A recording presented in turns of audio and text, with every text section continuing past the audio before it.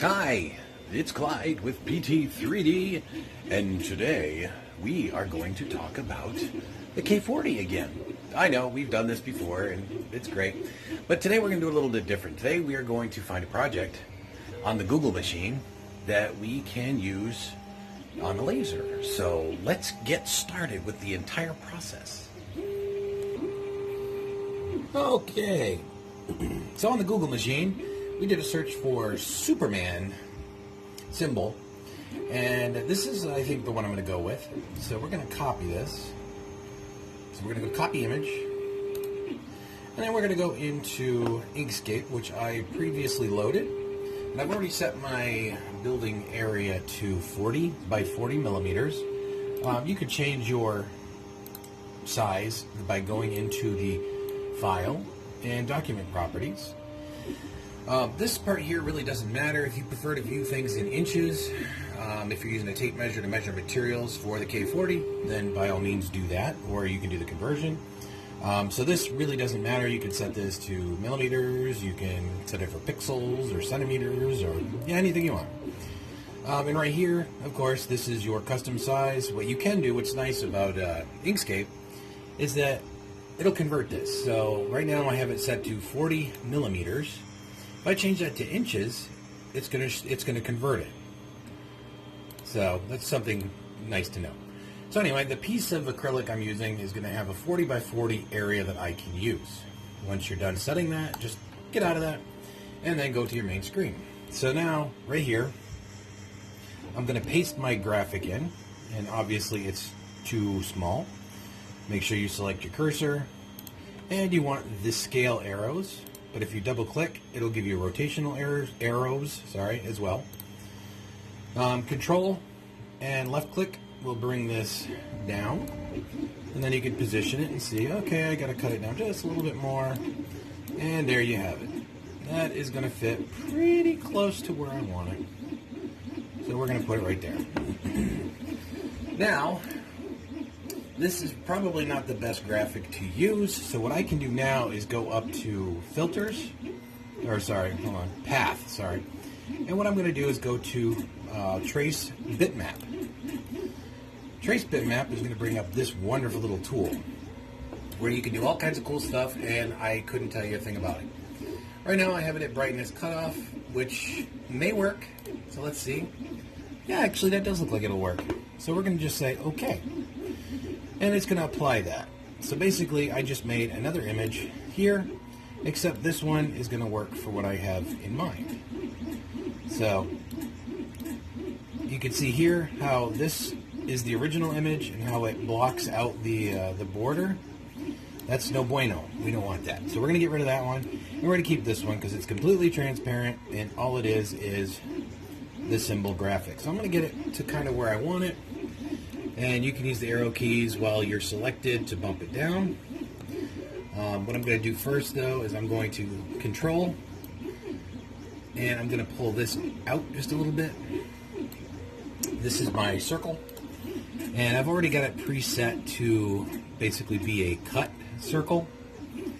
I'm going to size that just a little bit more so we can kind of encompass this. This is a real basic kind of shape. And we're going to call that just about good. If you hold Alt, it'll give you the option to just give it a smaller half-step bump. If you hold Control, it'll do a much bigger one, but it'll move the page. If you hold Shift and the arrow, it'll give you much bigger movements than this. Okay, so you've got single movement, double movement, or triple, and just like half-step increments. And I accidentally bumped my mouse button. So we're going to get that back to center. Oh, I got to stop doing that. I keep bumping my thumb pad, or mouse pad, or whatever you want to call that. And that's good. So we're going to leave it right there. So now we have that. So what I'm going to do now is I'm going to take the graphic, I'm going to move it down just a tiny bit more, because I want to make sure it's good. Now, one of the things I got to do is make another circle. So I want to see how big of a hole I want to make. So I want to make a 5 millimeter hole. So what I'm going to do now is I'm going to go into my circle, and I'm going to hold Control Oh, actually, no, it's the Alt key. No, it's not. It should be the Control key. There it goes. And I'm going to do this. And then I'm going to go up here, because this is your radius. So what I got to do is change that to 2.5, because that's half the diameter. Oops. And then I'm going to go here, and I'm going to change that to 2.5. There you go. So now I have a 5mm diameter circle. So what I'm going to do is try to find the center, and I'm going to put it, give it plenty of space to work with here, and I'm going to zoom in just a little bit. Oops. Hold the control and scroll wheel, and that'll bring that up. And then kind of try to find the rough center. That looks good. So there you have it. That is our project. So now I'm going to have to actually do this, select it, and I'm going to reverse this image, because I want the image to be on the back side of the acrylic, not the front. The same with if you do text or whatever. If you're going to do it on the back side of the acrylic, not the front side of the acrylic, you're going to want to do the same thing. I'm going to go up here, and I'm going to save as, and this is going to be an SVG file, and I'm going to call this Superman. So now we have a Superman file. Now, I leave these up while I'm running because I can make modifications to it if I don't like the way something looks. But anyway, so now we're going to open up K40 Whisperer.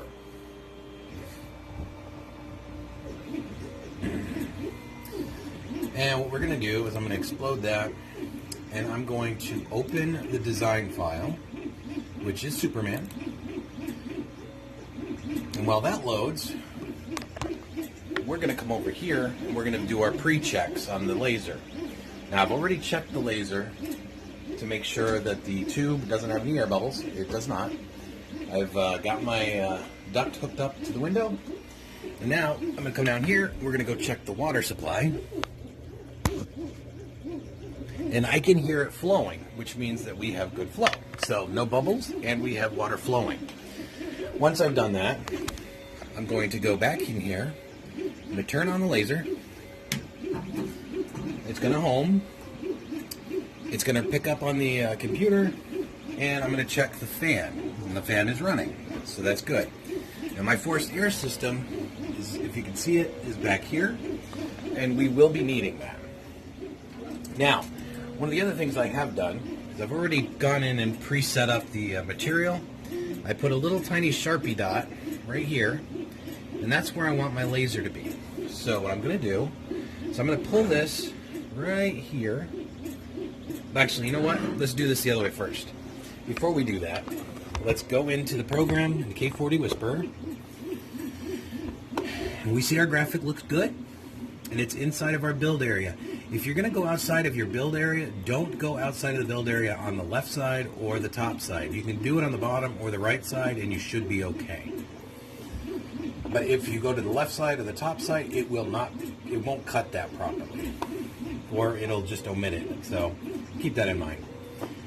What you can do is we're going to go to Initialize Laser Cutter, and our machine just homed. Then we're going to go to Unlock Rail. Unlocking the rail is exactly what it sounds like. But first, we're going to make sure our laser is not powered on, so the tube is de-energized. And we're going to take this, and we're going to move it approximately to where our spot is.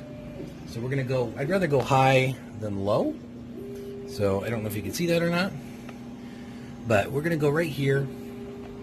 I'm going to try and keep this where you can see it. I don't know if you can or not. But we're going to turn the laser on, and we're going to make a dot. And we have the power turned down too low. So now we're going to turn it up a little. There you go.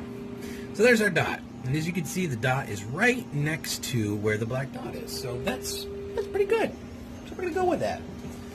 Now, we're going to do engraving first. So I've made some marks on my dial. I'm going to put this right around the 5 mark. But I'm going to go just a little past that for engraving my acrylic. So I actually want this to be kind of deep. So, now we are ready to cut. So laser is on, because I just did the test. The air assist is now on. So we're going to go back here, as you can see, and we are going to say, okay, go ahead and raster engrave at 100 millimeters per second. So, let's see if we can get you in a position to see this. As you can see, our image is engraving. This won't be a horribly long thing, but we are going to pause for just a moment and we'll come back when it's done. All right, so now we are just about there. As you can see, that's down in there. Yeah, you can see that. So what it's going to do is it's finishing up that last little tiny bit there. Ta-da! All right, so that part's done. So now we are going to go in and we are going to hit the raster, the vector cut button. But before we do that, we need to come over here. We need to adjust our power settings. I'm going to take this almost all the way up to 15 because, you know, why not? And what I'm going to do is I'm going to go in here and I'm actually going to set this to 6. Okay? And then I'm going to let it go.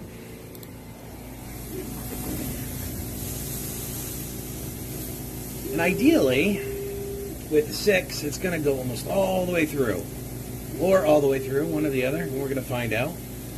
We're running at 14 milliammeters, or whatever it's called. So we're going to see if this actually cuts all the way through or not.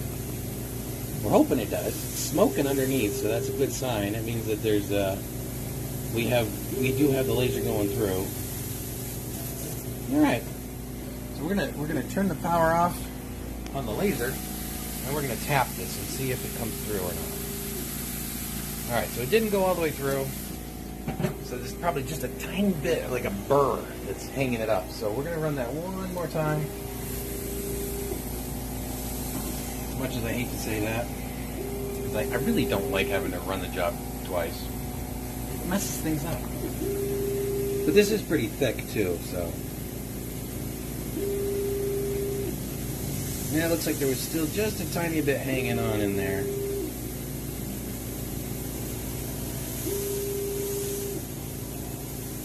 There it goes.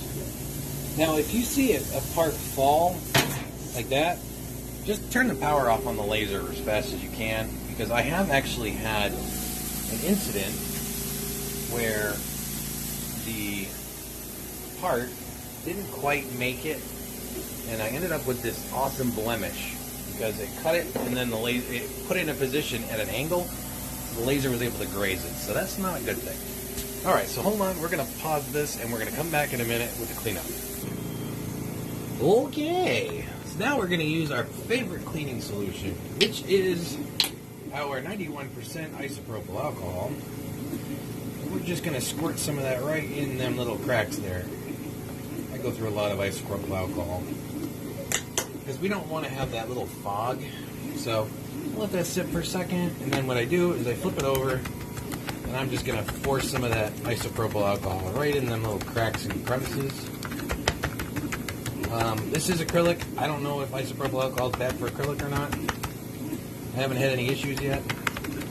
I avoid like moving it back and forth, and I just kind of stomp it down in there. It makes a little bit of a mess, but it's isopropyl alcohol, so it dries fast. Then I got a little cleaning rag here, so we're gonna wipe that off and see if we can't get in there and all the cracks and crevices.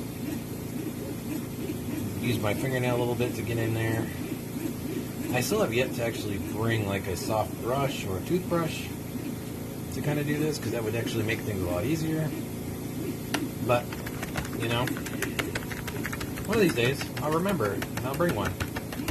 Now, if you have any open cuts or something on your hand, it's an added bonus because it'll make sure they don't get infected, because, you know, hey, you're going to be having it all over your fingers. So if it's winter and you got cracked fingers, you probably don't want to do that, because it'll probably burn a little bit. There you go. So that is pretty dang good. There's a couple of little hard to reach places that I'll probably have to clean up later. But yeah, that's pretty okay. All right, so what we're gonna do real quick is we're gonna turn the main lights off. Come over to our little light thingy. We're gonna test this and see how it looks. So there you go. A little bit of LED lighting, and yeah, that looks pretty dang good. I like that. So it's really kind of hard to see because I got too much light going on in here. But yeah, so there you go. Job from start to finish, showing you how you can just go in, grab a graphic, and within 5 minutes be cutting it on your laser. So I hope you learned a little bit today. Definitely never be afraid to experiment with your K40 laser. Just make sure you do it safely. And have a great day, guys. And don't forget, if you like the video, like the video. If you want, subscribe. Hit my bell. That way you can follow me in future stuff. Until then, have a great day.